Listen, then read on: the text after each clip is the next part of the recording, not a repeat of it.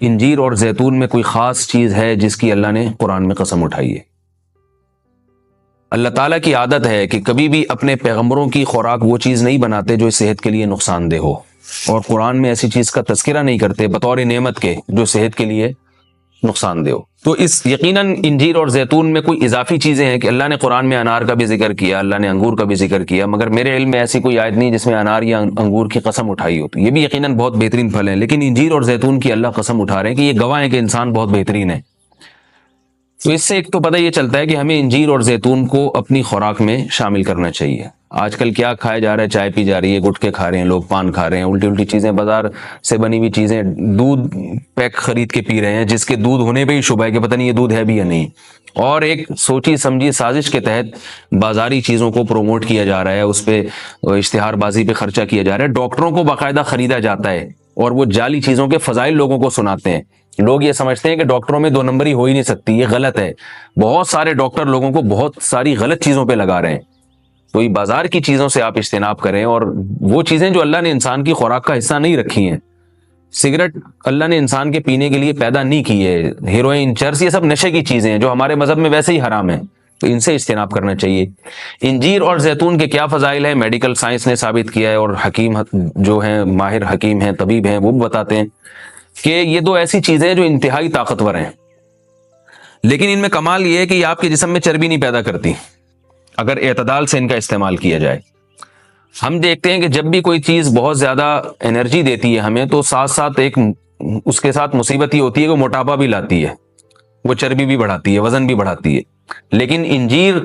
بہت طاقتور چیز ہے، نہ صرف یہ کہ آپ کے جسم میں چربی بڑھاتی نہیں ہے بلکہ چربی کو ختم کرتی ہے، کولیسٹرول لیول آپ کا گراتی ہے۔ یہ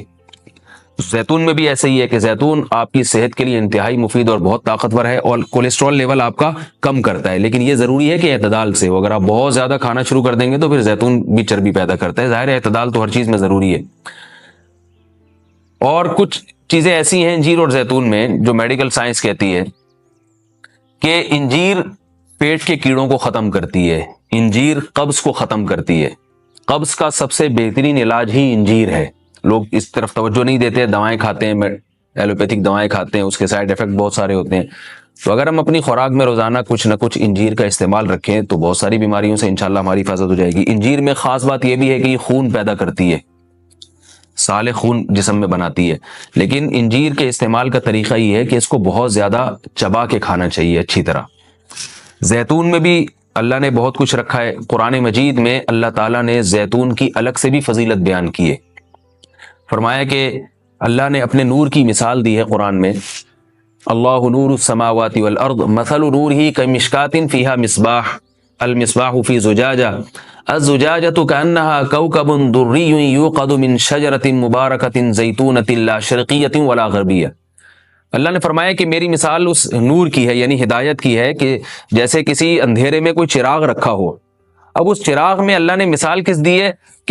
یعنی زیتون کی دی ہے، کہ وہ چراغ جس کو زیتون کے تیل سے جلایا جا رہا ہو، یعنی ایسے تیل سے جو مبارک درخت سے نکالا گیا ہو۔ تو اللہ نے وہاں بھی قرآن مجید میں سورہ نور میں بھی زیتون کے درخت کو اللہ نے مبارک درخت کہا ہے۔ ایک اور مقام پہ قرآن مجید نے زیتون کی تعریف کی ہے، فرمایا کہ وَشَجَرَةً تَخْرُجُ مِن طُورِ سَيْنَاءَ تَنبُتُ بِالدُّهْنِ وَالصِّبْغِ لِلْآكِلِينَ۔ اللہ وہ ذات ہے جس نے ایسا درخت پیدا کیا جو طور سینا میں پیدا ہوتا ہے، یعنی کوہ طور میں پیدا ہوتا ہے وہ درخت، اور تنبت بالدہن جو تیل لے کر پیدا ہوتا ہے، اور صبغ للآکلین کھانے والوں کے لیے سالن کا کام دیتا ہے، یعنی لوگ روٹی اس تیل سے لگا کے کھاتے ہیں،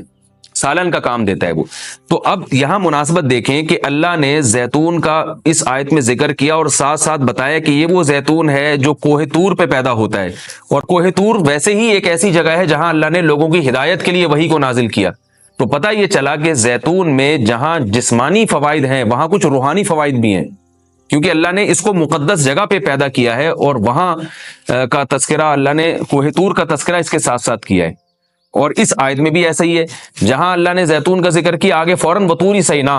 کوہ طور کی اللہ نے قسم اٹھائی ہے۔ تو اس سے پتہ چلتا ہے کہ زیتون میں جہاں جسمانی فوائد ہیں، کچھ روحانی فوائد بھی ہیں۔ روحانی کا مطلب یہ ہے کہ اس کے کھانے سے عین ممکن ہے کہ آپ کی کچھ روحانی ترقی بھی ہو، شاید اللہ کی محبت میں اضافہ ہو، گناہوں سے نفرت پیدا ہو، یا اس کے سے جسم میں کوئی ایسی تبدیلی آ۔ میں کوئی یقینی بات نہیں کر رہا، لیکن قرآن میں اس طرف اشارہ ملتا ہے۔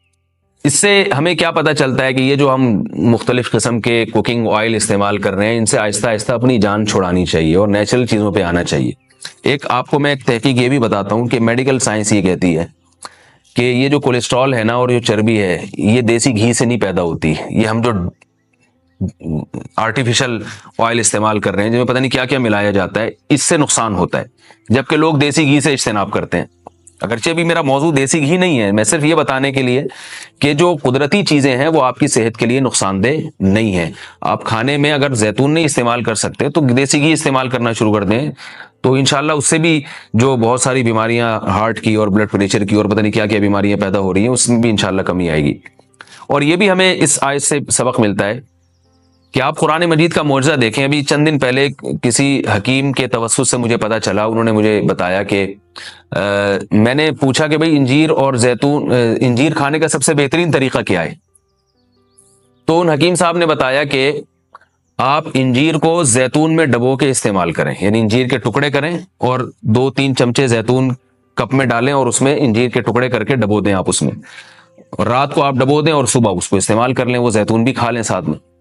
تو اس وقت میرا ذہن اس طرف نہیں گیا۔ آج جب میں یہ اس آیت کا درس دے رہا تھا تو مجھے خیال آیا کہ یہ تو اللہ نے خود قرآن میں دونوں کا ساتھ ذکر کیا ہے۔ حکیم تو آج کہہ رہے ہیں 1400 سال کے بعد کہ ان دونوں کا ملاپ بہت بہترین ہے صحت کے لیے،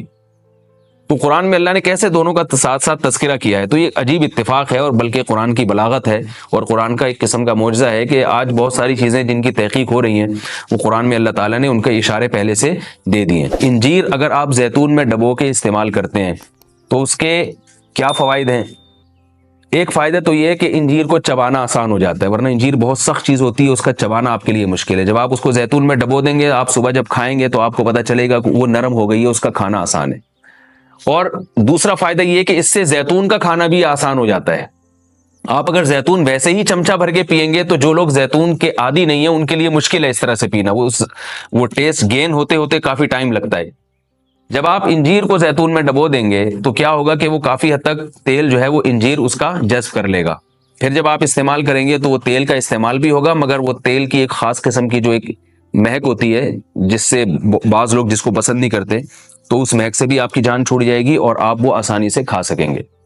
دوسرا فائدہ اس کا یہ ہوتا ہے کہ یہ جو کمبینیشن ہے انجیر اور زیتون کا، کچھ فائدے انجیر میں ہیں جو زیتون میں نہیں، کچھ فائدے زیتون میں ہیں جو انجیر میں نہیں، تو یہ کمبینیشن ایسا ہوتا ہے کہ آپ کو ایک صحت کے لیے ایک بہترین ٹونک مل جاتا ہے، کولیسٹرول لیول آپ کا کم ہو جاتا ہے، قبض آپ کا ختم ہو جاتا ہے، یعنی اطباء یہ کہتے ہیں کہ یہ 2 آتشہ بن جاتا ہے، یعنی انجیر کا فائدہ بھی ڈبل ہو جاتا ہے اور زیتون کا فائدہ بھی اس سے ڈبل ہو جاتا ہے۔ تو جب اللہ نے قرآن مجید میں ایک چیز کا بہت اہتمام سے تذکرہ کیا ہے تو ہمیں اس کو استعمال میں لانا چاہیے۔ میں نے عربوں کو دیکھا ہے وہ بہت زیادہ انجیر اور زیتون کا استعمال کرتے ہیں، مگر ہمارے ہاں صبح صبح لوگ جیم کا استعمال کر لیں گے، شہد نہیں استعمال کرتے، اور بچوں کو ٹافیاں کھلا دیں گے، انجیر نہیں کھلائیں گے کبھی بھی۔ میں اپنے والد صاحب کو دیکھتا تھا، وہ ہمیں انجیر لا کے دیا کرتے تھے، ہم کھاتے تھے اس کو شوق سے، والد صاحب خود بھی استعمال کرتے تھے۔ تو والدین کو چاہیے کہ بچوں کو ان چیزوں پہ ڈالیں، میٹھا کھانے کا بچوں کو شوق ہوتا ہے تو آپ ٹافی یا چاکلیٹ کے بجائے آپ ان کو انجیر کھلا دیں، آپ ان کو کوئی ایسے پھل فروٹ کھلا دیں، شہد کھلا دیں، تو ان چیزوں پہ لانا چاہیے، کیونکہ اللہ تعالیٰ نے صحت کی حفاظت کا بھی ہمیں حکم دیا ہے، قرآن و سنت میں اس کا بہت تاکید سے حکم ہے۔